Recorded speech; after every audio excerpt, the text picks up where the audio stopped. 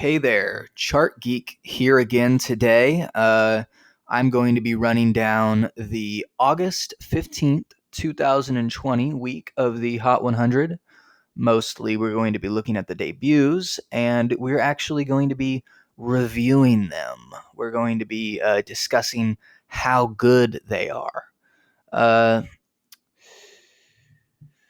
We only have 4 debuts this week, which is a pretty low number. But let's see. Let's see what we've got here. At the very beginning, I'd also like to say, point out that Harry Styles, "Watermelon Sugar," debuted at number, or sorry, not debuted, but rose to number 1 this week. That's Harry Styles' first number 1 hit. It's the first One Direction related number 1 since Pillow Talk back in 2016. The highest debut this week is My Future by Billie Eilish. It debuted at number 6, which is her highest debut. Actually, it's just one spot higher than Bad Guy.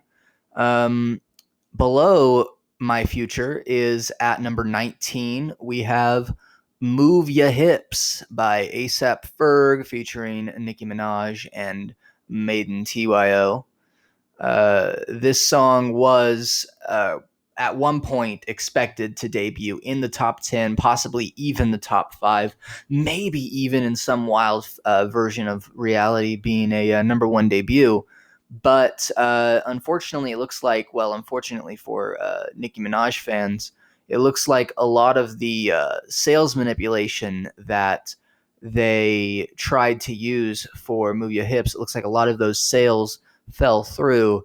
Although a number 19 debut is still pretty solid. I'm not sure if it was worth all of that money and effort from the Barbs, but a number 19 debut is certainly higher than it would have gone without sales manipulation. It is A$AP Ferg's highest charting song ever, beating out the Plain Jane, which also featured Nicki Minaj. And it's a much higher debut than I would have expected from the song even a week ago. So good for them, I suppose. Next on down is number 43, Dan plus Shay with I Should Probably Go to Bed. This is Dan plus Shay's highest debut other than the Justin Bieber assisted 10,000 Hours. And way down at number 92, just barely getting on, is No Dribble by DaBaby featuring Stunna for Vegas. So let me look down these songs and let me describe which of them are, I guess, good and which of them are not very good.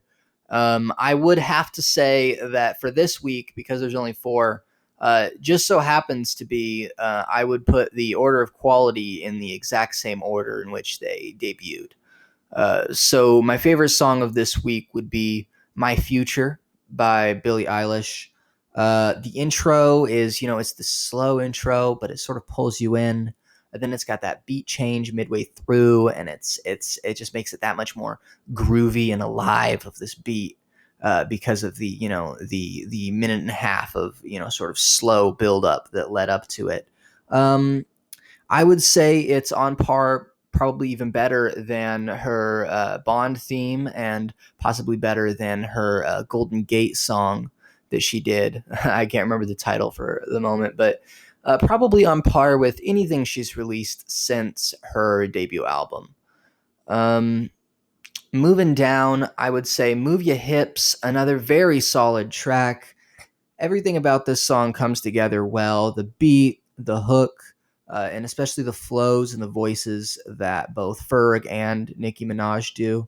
Nicki Minaj in particular has this sort of Halloween style intro. She's got this creepy voice. She's doing her little character voices, and it's coming off pretty well in that song. Move Ya Hips. I'd say it's a banger. It's definitely one that I'd probably come back to. It's very danceable. It's lit. This third song, I Should Probably Go to Bed. Big dip in quality here. Big dip in interest. I would say it's not a very interesting song. I'd say probably the most interesting thing about this song is the cover art. and the sort of the blistering yellow color that they go with. It's certainly a departure from typical country cover art, and it's also a departure from the pastel uh, the pastel colors that Dan Plesche relied on in their previous album era with Tequila and all that stuff. That kind of matches. Well, it doesn't really match because this song is not some sort of a blistering yellow neon pop song, but it is another step away from the country aesthetic. It's definitely a more popish song. It's a piano ballad. It's another one about heartbreak and all that. It doesn't stand out. It's pretty boring, but it is another step away from their country roots. So I guess it's something a little bit unique for Dan Plesche.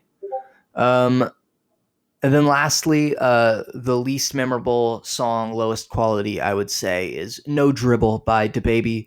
Now, if this was the first DaBaby song that I heard, I would probably love it, but it isn't. It's after about 20 or so DaBaby songs, this song really doesn't stand out. It's fodder.